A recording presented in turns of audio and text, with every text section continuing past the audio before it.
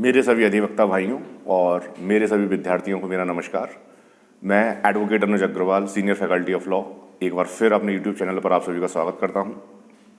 आज का जो मेरा लेक्चर है वो आईपीसी के चैप्टर 16 यानी मानव शरीर के विरुद्ध अपराध पर है। ये बहुत इंपॉर्टेंट चैप्टर है और all India bar exam point of view से हम इसके इंपॉर्टेंट टाइटल्स को डिस्कस करेंगे। जो चैप्टर 1 to चैप्टर 15 जितने भी इंपॉर्टेंट सेक्शंस आईपीसी के थे वो मैंने सब अपने पुराने लेक्चर्स में वीडियो में अपलोड कर दिए थे। चलिए आज के लेक्चर की शुरुआत करते हैं। Chapter 16 offences against human body यानी मानव शरीर के विरुद्ध अपराध, from section 299 to section 377। Section 299 आपराधिक मानव वध। धारा 299 को जब आप पढ़ेंगे तो 3 पार्ट में डिवाइड कर लेंगे। पहले पार्ट यानी मृत्यु कारित करने के आशय से किया गया कार्य, दूसरा शारीरिक क्षति कारित करने के आशय से किया गया कार्य जिसमें मृत्यु संभाव्य है, और तीसरा पार्ट ज्ञान के साथ और आशय के बिना किया गया कार्य जिसमें मृत्यु की संभावना है। जब आप धारा 304 देखेंगे तो 2 पैराग्राफ में वो धारा आपको मिलती है।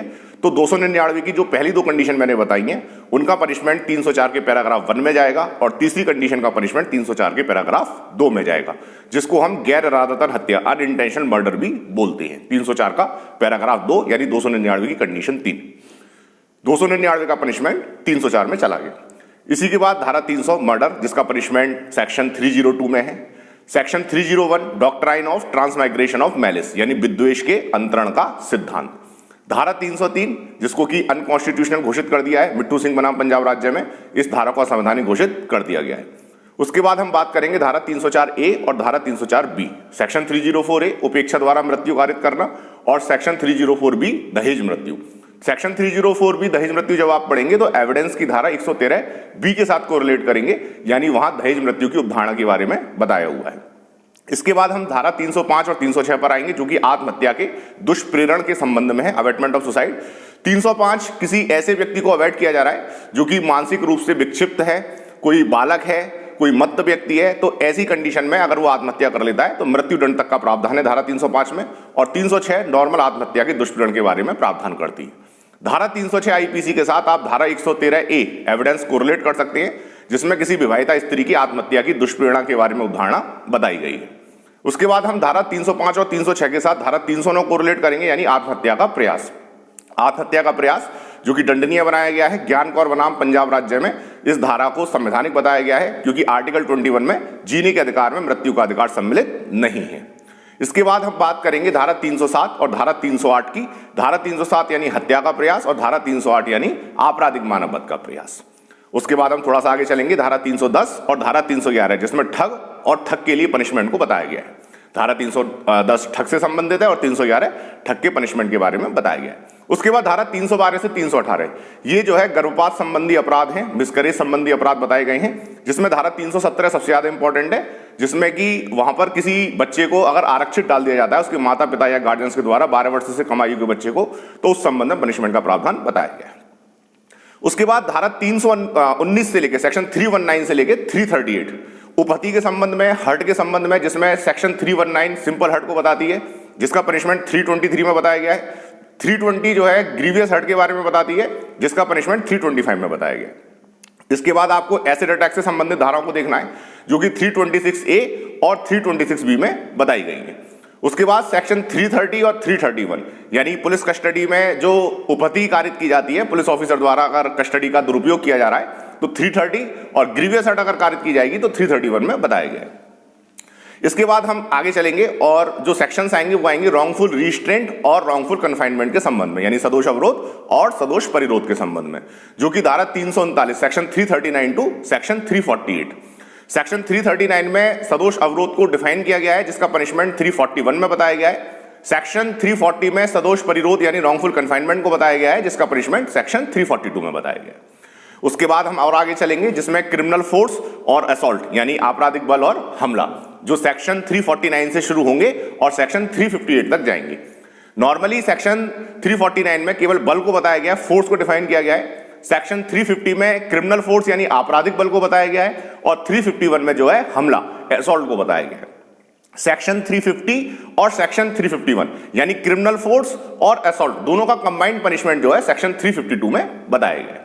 उसके बाद सेक्शन 353 मोस्ट इंपॉर्टेंट है, यानी किसी भी पब्लिक सर्वेंट पर हमला या आपराधिक बल का प्रयोग करना।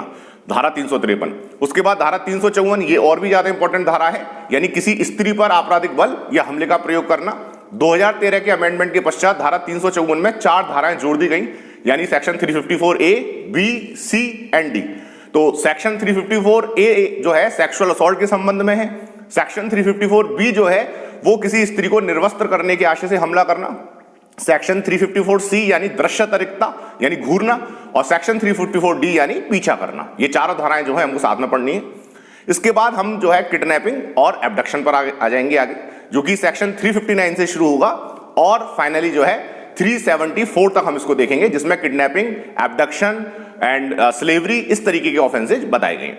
359 में किडनैपिंग के 2 प्रकार बताए हैं, व्यपहरण के 2 प्रकार बताए हैं, भारत में से व्यपहरण और विधिपूर्ण संरक्षकता में से व्यपहरण, जो कि धारा 360 और 361 क्रमशः परिभाषित हैं। दोनों का कंबाइंड पनिशमेंट 363 में दिया हुआ है, यानी 360 और 361 का कंबाइंड पनिशमेंट 363 में बताया हुआ है। उसके बाद बीच में धारा 362 जो है 362 जो है एब्डक्शन से संबंधित है, अपहरण से संबंधित है।